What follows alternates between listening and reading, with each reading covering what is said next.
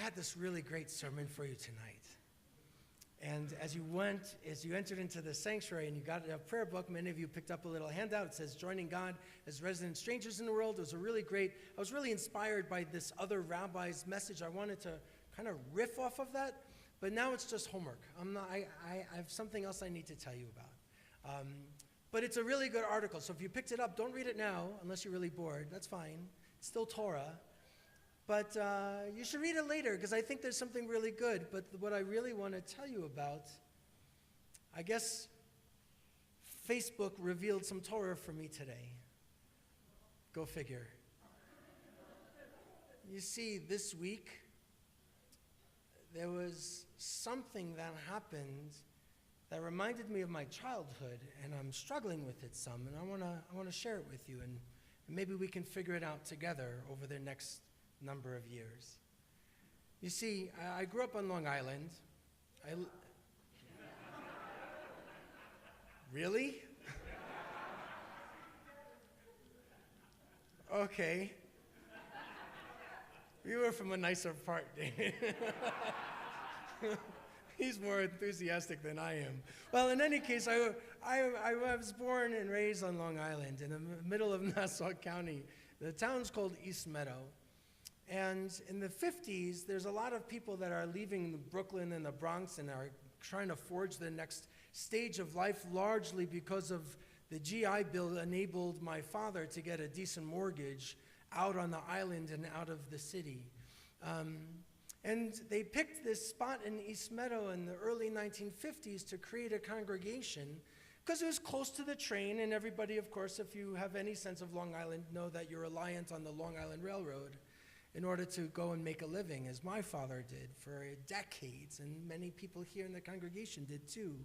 And the synagogue that was founded in the 50s really thrived. It grew and grew and grew, and by the time I was growing up, the synagogue made sure we had buses so that everybody can come to religious school for Sunday mornings and twice a week during the week.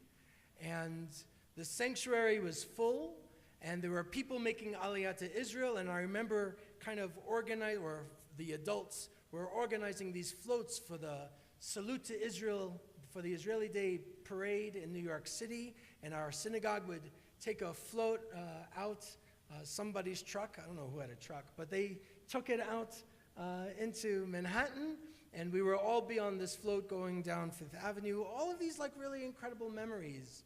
I remember my bar mitzvah. I do. I remember twinning with Mikhail Adel, a Soviet Jew, in 1983 because he wasn't able to have his bar mitzvah, whoever he is. I went, after the internet got going, tried to find who Mikhail Adel, well, there's 7 million Mikhail Adels apparently from Russia, but that's okay, so I don't know who this guy is. But that was an important part of my growing up. My synagogue was involved with Israel and was involved with Soviet Jewry and issues of justice and feeding the hungry and making sure that people had a sense of what being Jewish was, not just how to do it, but what being Jewish was. And it was extraordinary. My youth group met every single week, and we had 50 kids come to our youth lounge in order to figure out what does it mean to be Jewish in a modern day, 1984. All of these great things. So my synagogue was demolished this week. The congregation closed, and they merged with another synagogue that used to be the Suburban Temple in Wantagh. Do you guys know each other? But they already merged with another synagogue that closed from Massapequa.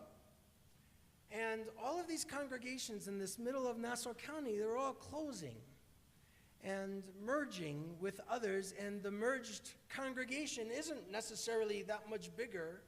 They were all bigger back in the 70s, in the 80s. So we wonder what's going on here, because I saw this picture of just rubble and kind of this devastation, and kind of a picture that you think about when you see something like Kristallnacht. You think about the destruction of the temple, because a lot of people, when they close their synagogue, they just sell it and it becomes a church, it becomes housing, it becomes something else. That couldn't happen with mine. They were struggling financially, and they had this kind of round, what is this, like a honeycomb kind of a thing, with all of these, like 1,000 little tiny stained glass windows all around. And then the picture showed a piece of that structure that was maybe 20 feet high. It used to be 100 feet high. And the rest of it was just rubble all around, and it kind of shook me. A place that had a vibrant Jewish life, how does it just end up like that? Almost as if it was abandoned. And while there was still folks that were there, I don't think it's just about demographics. I don't think it's just about people moving. I don't think about how Congregation Har Hashem is growing and it's just because people are moving into Boulder County. I don't think it's that simple. So we have to ask bigger questions. Why is it that that synagogue that was so dynamic once upon a time became empty? There were still folks in the area. Not everybody moved to Boca, although that's kind of the trend. If you're on Long Island, some, mazel tov to you. I hope you enjoy the warm weather. Should be more careful. This is why you write out sermons. So what is it that makes a congregation to be so alone that it becomes demolished? Well, I think that there's a couple of things that happen, and it happens here too. We feel like we've raised our kids, it's kind of done, I don't need it anymore. And so we leave. You know, more than 80% of America's Jews connect to a synagogue at some point in their lives, but it's only a third of the American Jewish community that's involved at any one point. So it's not about dues and it's not about membership. We just talked about this at our annual meeting, or I did. I don't think the value is about affiliation, because it's not just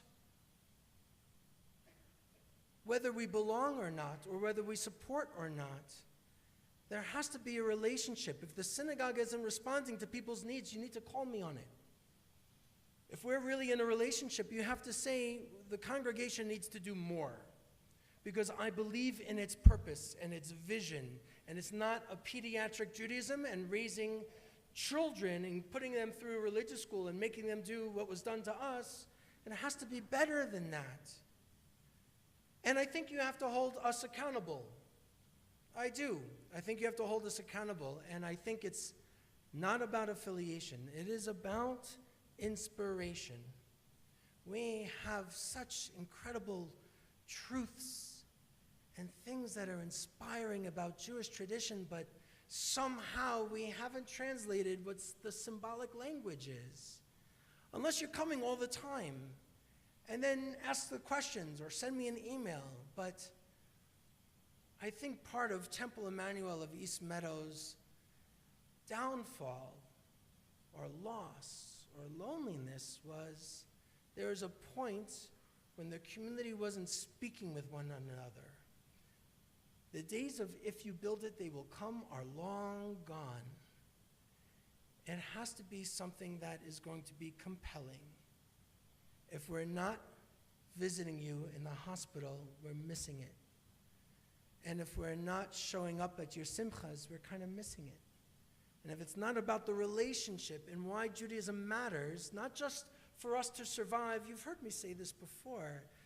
Survival's important, don't get me wrong, but we have to do more than survive. We have to thrive and flourish and say why this all matters. So if you plant the seeds and you water it, something good is going to grow. It might be different than what you anticipate. And I think that's true of the Boulder Jewish community. I think we have a little bit of a unique side compared to all of these other congregations, certainly back on Long Island. But we're not here because I tell you to be here. Yeah, not listening to me that way. But can we create something wherever you live, whatever house of worship you're connected to? Can we create something that matters, that's going to be not just sustainable, but be inspiring? that will be moving, that is going to make a difference in my life. And if this synagogue or your synagogue or church or any other place it might be, wherever you might be visiting from, if it's not going to do that, then you go and talk to the clergy and say, we have to talk. Because this has to be more than the building. I think this congregation is much more than our buildings. I think this congregation is trying to figure out how to help transform lives, which is why I'm here. It's why we're here, which is why folks on the board are serving and putting in countless hours, working another full-time job just for me to say thank you. Don't answer that, Greg. These are the things that matter, making a difference in each other's lives and challenging us enough, gently enough, so that we can grow, so that we can be moved, and sometimes for us to have a good argument, which I also think is holy. I do. I really do. Try it. Gently. But I do. So, this synagogue that gave me, this synagogue that raised up a bunch of rabbis and synagogue presidents and congregational leaders and folks to move to Israel and make aliyah and start off the Reform kibbutz in the Negev desert, among other kinds of things, I think it really will be remembered for a blessing. But if that's going to really matter at all, then that also has to move us to plant seeds someplace else. So if you're here with us, let's get out the water and let's nourish those seeds, because there's good things that have been happening here for sure, not just the last few years, but the last 50 plus years. Good things happening. And I'm asking you to be a part of it, here or someplace else, in the Jewish community or outside of the Jewish community. Let's make something beautiful grow. So,